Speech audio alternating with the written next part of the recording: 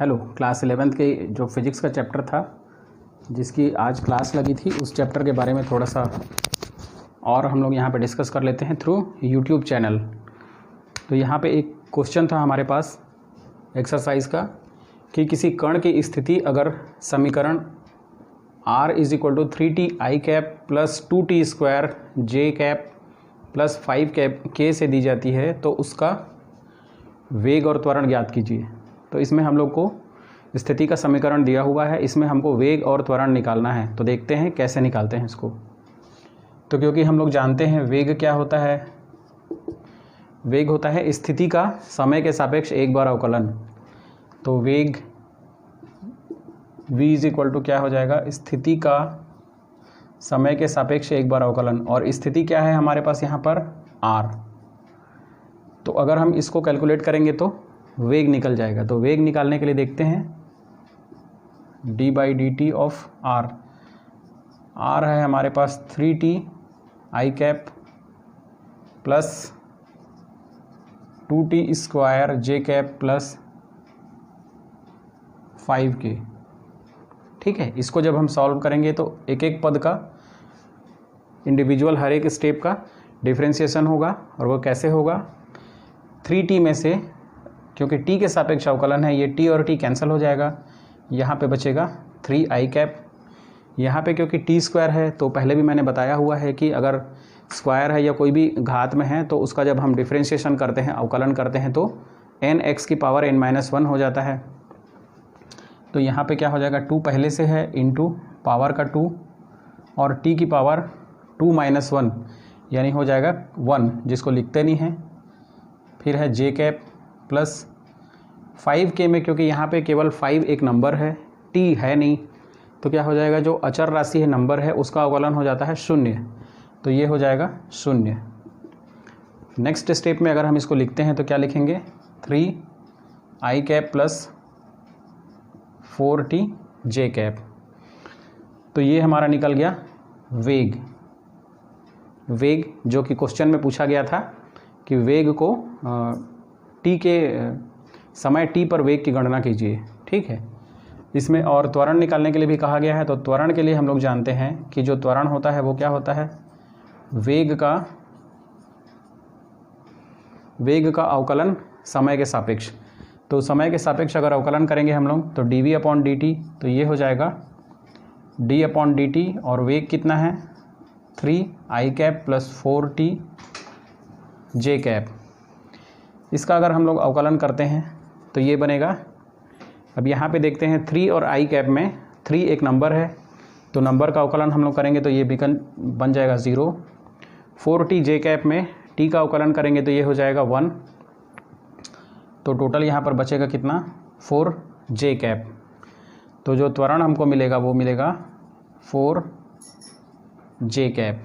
ये हो गया समय t पर अवकलन करने से जो बनेगा त्वरण, उसका मान है 4 j कैप, और वेग का मान निकल रहा है 3i cap plus 4t j cap. इसमें क्वेश्चन के सेकंड पार्ट में ये भी कहा गया है कि समय t बराबर 1 सेकंड पर इसकी गणना करनी है, किसकी, वेग की।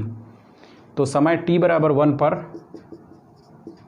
1 सेकंड पर अगर हम लोग निकालना चाहें वेग तो क्या हो जाएगा, इसमें जो t का वैल्यू है वो हो जाएगा 1। तो इसकी गणना करेंगे तो कितना निकल जाएगा, यहाँ पे 3i cap plus 4t j cap. तो 3i cap plus 4t, t की वैल्यू है 1, तो 4 j कैप। तो ये निकल जाएगा वेग का मान 3i cap plus 4 j cap.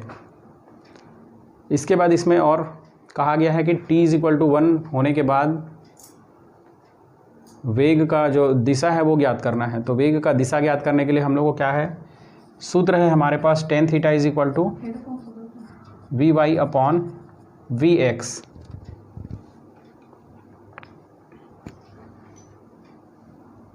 vy/vx। तो इसमें फिर हमारे पास जो समतल में जो वियोजित करते हैं गतियों को, उससे हम जानते हैं कि ये जो वेग का घटक है ये एक्चुअल में क्या है, vx i cap plus vy j cap. tan theta is equal to है V Y upon V X. अब जो वी वाई है उसका वैल्यू कितना है 4t j कैप, 4t में से t की वैल्यू कितनी है, t is equal to 1 second, तो टोटल निकला कितना 4, और वी एक्स का वैल्यू कितना है 3i कैप, तो निकल जाएगा यहाँ से 3, तो टोटल आ गया tan theta is equal to 4/3।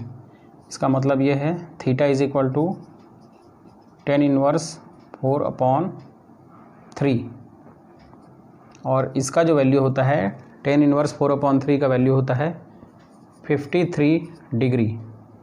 53 degree मतलब ये हमको निकल गया वेग का जो कोण है, जो झुकाव है, वो ज्ञात करने के लिए कहा गया था, तो वो इतना निकलेगा इसमें। और वेग का जो मात्रक है वो कितना निकलेगा,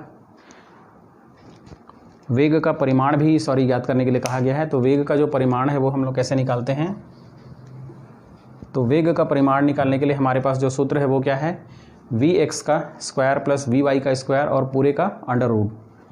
यहाँ पे वेग का जो घटक है हमको दिया गया है वी एक्स आई कैप, ये है 3i cap, V Y J cap है 4t जे कैप, तो वी एक्स और वी वाई जिसमें कि t इज इक्वल टू 1 रखना है, तो ये कितना हो जाएगा 3 स्क्वायर प्लस इसका वैल्यू कितना है 4 स्क्वायर, तो ये हो जाएगा कितना 3 3 जा 9, ये कितना हो जाएगा 16, ये टोटल कितना हो जाएगा 25, और आंसर कितना निकलेगा 5।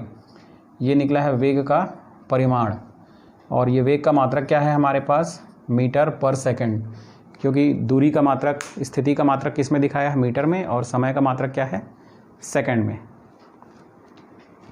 ठीक है, तो इसके बाद जो नेक्स्ट रहेगा हमारा वीडियो, उसमें हम लोग देखेंगे प्रक्षेप्य गति के बारे में। ठीक है, थैंक यू।